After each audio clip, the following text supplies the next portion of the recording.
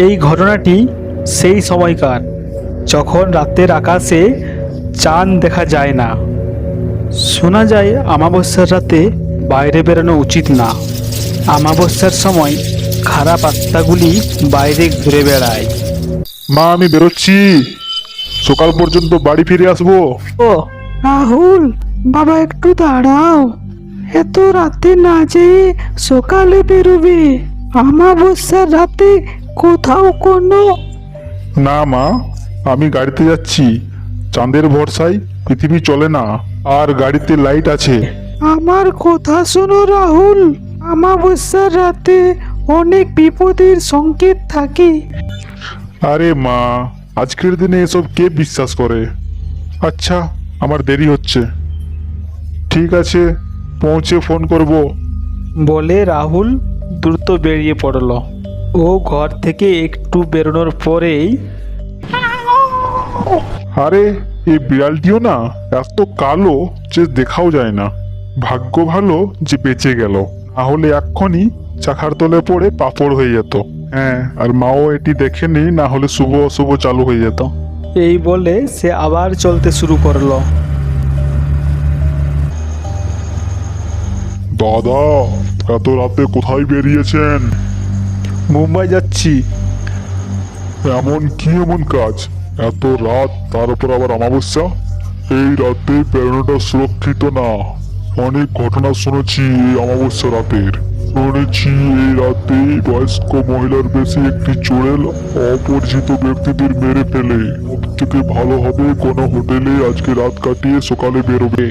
আপনি একজন police officer হয়ে এইসব কথায় বিশ্বাস করেন? তাছাড়া ভূত প্রেত বলে কিছু হয় না। আর আমাকে কাল সকাল পর্যন্ত মুম্বাই পৌঁছানো অত্যন্ত জরুরি।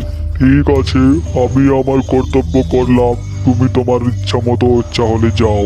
তবে একটা কথা শুনে রাখো, যাই হয়ে যাক না কেন, রাস্তায় গাড়ি দাঁড় করাবে না।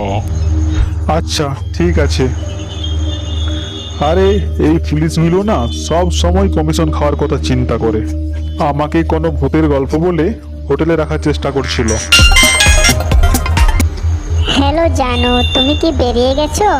হ্যাঁ ইসু, এই তো বেরোলাম। 6 ঘন্টার রাস্তা, সকাল তক পৌঁছে যাব।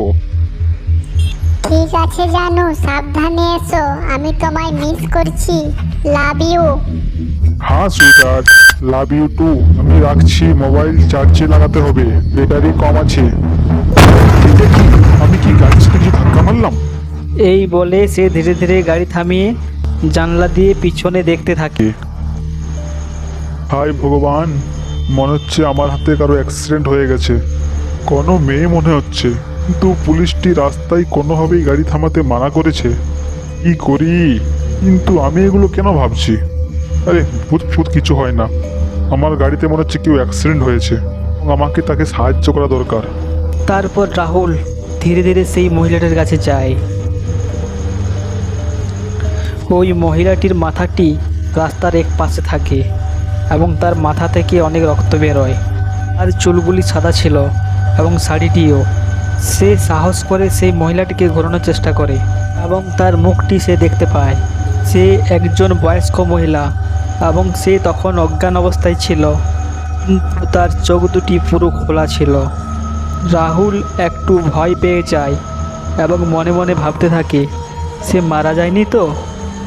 ঠিক সেই সময় মহিলাটির চোখের পলক নড়ে ওঠে। তখন সে বুঝতে পারল মহিলাটি এখনও বেঁচে আছে। সে ভাবতে থাকে, বয়স্ক মহিলাটি এত রাতে কোথায় যাচ্ছিল। এই বুড়িটির যদি কিছু হয়ে যায় তাহলে আমি পুলিশের চক্করে ফেঁসে যাব। কি করি? বুড়িটিকে আমি এখানেই ছেড়ে চলে যাই।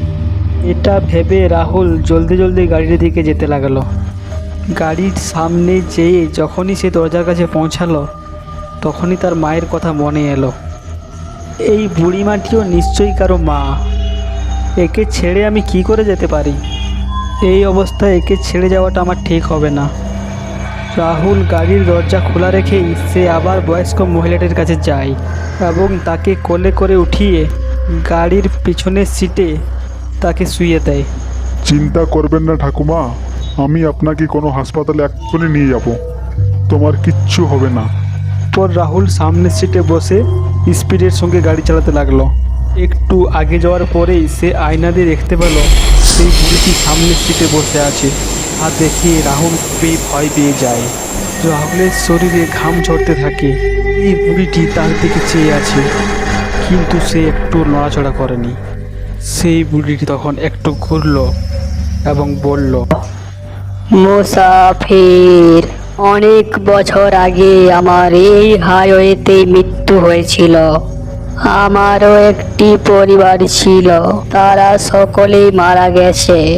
তখন থেকে আমি এই রাস্তায় সমস্ত মানুষের থেকে বদলা নিচ্ছি, যারা মেয়েদের সম্মান করে না। কিন্তু তুমি তো আমার জীবন বাঁচানোর চেষ্টা করেছো। তুমি একজন ভালো মানুষ, আমি তোমার কোনো ক্ষতি করব না। ঠিক আছে, আমি আসছি। এই বলে সে সেখান থেকে গায়েব হয়ে যায়। হে ভগবান, আজ তোমার আর আমার মায়ের আশীর্বাদেই আমার জীবন বেঁচে গেছে।